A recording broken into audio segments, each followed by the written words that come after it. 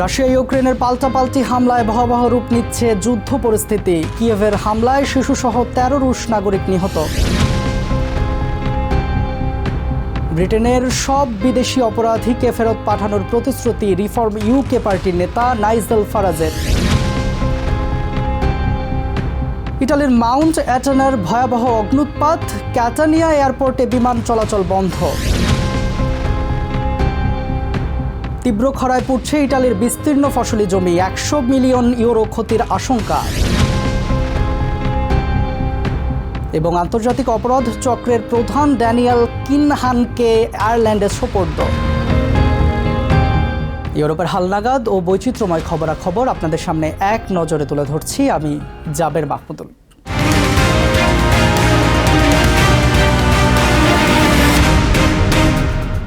রাশিয়ার মূল ভূখণ্ডের গভীরে ইউক্রেনিয়ান ড্রোনের আঘাত এবং ইউক্রেনের বিভিন্ন শহরে রুশ বিমান হামলায় পরিস্থিতি নতুন করে অবনতি ঘটাচ্ছে। তাতারস্তানের তেল শোধনাগার ও বেসামরিক এলাকায় কিয়েভের হামলায় এক শিশুসহ ১৩ জন নিহত হয়েছেন। পাল্টা হিসেবে ইউক্রেনের জাপোরিজিয়ায় ক্ষেপণাস্ত্র ছুড়েছে মস্কো। মস্কো থেকে প্রায় ৮০০ কিলোমিটার পূর্বে তাতারস্তানের নিজনেকামস্ক শহর। ইউক্রেনিয়ান ড্রোনের মারাত্মক আঘাতে আগুনের কুণ্ডলিতে পরিণত হয় সেখানকার কৌশলগত টানেকো তেল শোধনাগার ও আশেপাশের এলাকা।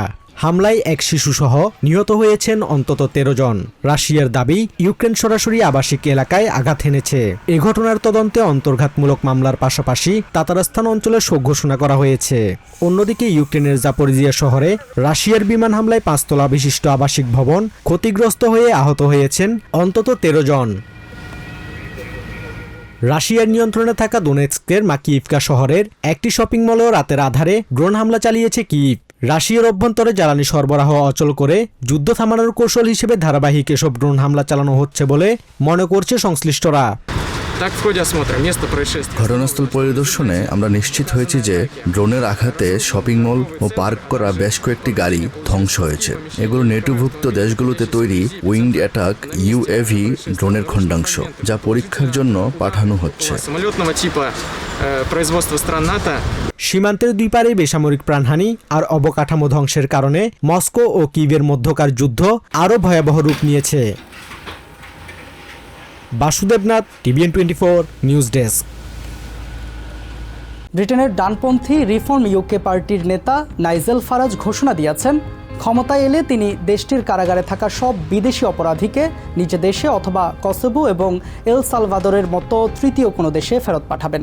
সোমবার এক সংবাদ সম্মেলনে তিনি জানান, বিপজ্জনক অপরাধীদের পুরো সাজা ভোগ নিশ্চিত করাই তার দলের মূল লক্ষ্য। দেশটির দীর্ঘদিনের কারাগার সংকট মেটাতে করোনা মহামারীর আদলে ১২,০০০ নতুন ধারণ ক্ষমতার নাইটিঙ্গেল কারাগার নির্মাণের পরিকল্পনা প্রকাশ করেছেন তিনি। বিদেশি বন্দীদের নিজ দেশে ফেরত পাঠালে ব্রিটিশ কারা ব্যবস্থার উপর চাপ অনেকাংশে কমে আসবে বলে দাবি করেন এই রাজনীতিক। We send people back to their country of origin, so it needs a phone call with Edi Rama from Albania, etc. And if they refuse, we then send foreign national offenders off to third parties.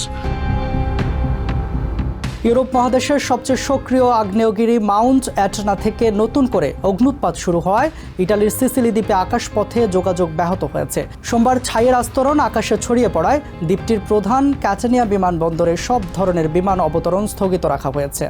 আকাশসীমা ক্ষতিগ্রস্ত হওয়ায় aviation কর্তৃপক্ষ সর্বোচ্চ red alert জারি করেছে। ২৭৫০ metre উঁচুতে সক্রিয় হওয়া lava স্রোত বিভিন্ন এলাকায় ছড়িয়ে পড়েছে। সার্বিক পরিস্থিতি পর্যবেক্ষণ করে যাত্রীদের বিমানবন্দরে যাওয়ার আগে ফ্লাইটের সময়সূচি যাচাই করার পরামর্শ দেওয়া হয়েছে। এর আগেও ইটালির অন্যতম ব্যস্ত এই বিমানবন্দরে আগ্নেয়গিরির ছাইয়ের কারণে বিমান চলাচল ব্যাহত হয়েছিল। আবহাওয়া পরিস্থিতি ও আগ্নেয়গিরির তৎপরতা পর্যবেক্ষণ করে ইটালির ভূতাত্ত্বিক ইনস্টিটিউট নতুন আপডেট দেবে বলে জানিয়েছে। ভয়াবহ দাবদাহ ও পানি সংকটে বিপর্যস্ত ইউরোপিয়ান ইউনিয়নের সবচেয়ে বড় ধান উৎপাদনকারী দেশ ইতালি।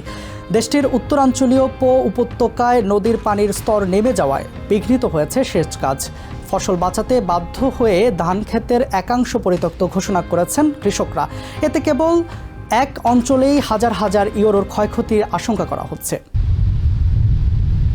একদিকে তীব্র খরা, অন্যদিকে প্রধান নদীগুলোতে পানির আশঙ্কাজনক পতন। এই পরিস্থিতিতে লণ্ডভণ্ড ইটালির ধান উৎপাদন। দেশটির ঐতিহ্যবাহী পো উপত্যকায় খালের পানি শুকিয়ে যাওয়ায় 1 একর জমি বাঁচাতে গিয়ে বাধ্য হয়ে অন্য জমির আশা ছেড়ে দিচ্ছেন হতাশ কৃষকরা। ভয়ানক পানি সংকটের কারণে আমাদের কিছু কঠিন ও চরম সিদ্ধান্ত নিতে হয়েছে। নির্দিষ্ট কিছু জাতের ধান ও জমিকে বাঁচিয়ে রাখার জন্য পানি দেওয়া অব্যাহত রেখেছি, আর বাকি জমিগুলো পুরোপুরি ভাগ্যের উপর ছেড়ে দিয়ে পরিত্যক্ত করেছি। কৃষি কর্তৃপক্ষের তথ্য মতে ইটালির পাবিয়া অঞ্চলে খরার কারণে ধান খাতে ক্ষতির পরিমাণ ছাড়াতে পারে 100 মিলিয়ন ইউরো। পরিস্থিতি সামাল দিতে পর্যায়ক্রমে পানি বন্টনের নিয়ম চালু করেছে স্থানীয় সেচ সমিতি। তবে হিমবাহ গলে আসা সাময়িক পানির উপর ভিত্তি করে দীর্ঘমেয়াদে ফসল রক্ষা করা কঠিন হয়ে পড়ছে। জলবায়ু পরিবর্তনের ফলে বরফ দ্রুত গলছে, ফলে দিনে ও রাতে পানির প্রবাহে বিশাল ফারাক তৈরি হচ্ছে। পরিস্থিতি সামলাতে আমরা 2.5 মিলিয়ন ঘনমিটারের একটি বিশাল জলাধার তৈরির প্রকল্প নিয়ে কাজ করছি, যাতে পানির প্রবাহ স্বাভাবিক রাখা যায়। বহু প্রজন্ম ধরে ধান চাষ করে আসা কৃষকদের মতে হঠাৎ করে অন্য ফসল উৎপাদনে যাওয়া সম্ভব নয়, কারণ খামারের আধুনিক যন্ত্রপাতি থেকে শুরু করে ড্রাইয়ার সবই ধান প্রক্রিয়াজাতকরণের জন্য তৈরি। তাই শীতকালীন পানি ধরে রাখা এবং সেচ অবকাঠামো আধুনিকায়নের জোর দাবি তাদের।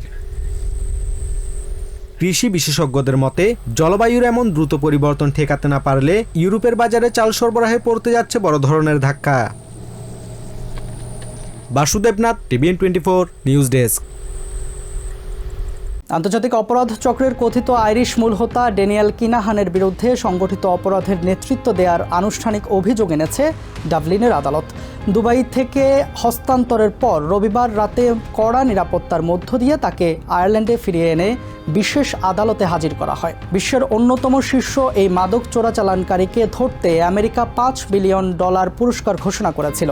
90-এর দশকে হিরোইন ও কোকেইন ব্যবসা শুরু করা এই গ্যাংটি পরবর্তীতে পুরো ইউরোপ জুড়ে জাল বিস্তার করে। UAE ও আয়ারল্যান্ডের যৌথ প্রচেষ্টায় এই প্রভাবশালী অপরাধীকে বিচারিক প্রক্রিয়ার মুখোমুখি করা সম্ভব হলো। আদালত তাকে হেফাজতে রাখার নির্দেশ দিয়েছেন। আগামী 5 অক্টোবর ভার্চুয়াল কিংবা সশরীরে কিনাহানকে আবারও ডাবলিনের আদালতে হাজির করার দিন ধার্য করা হয়েছে।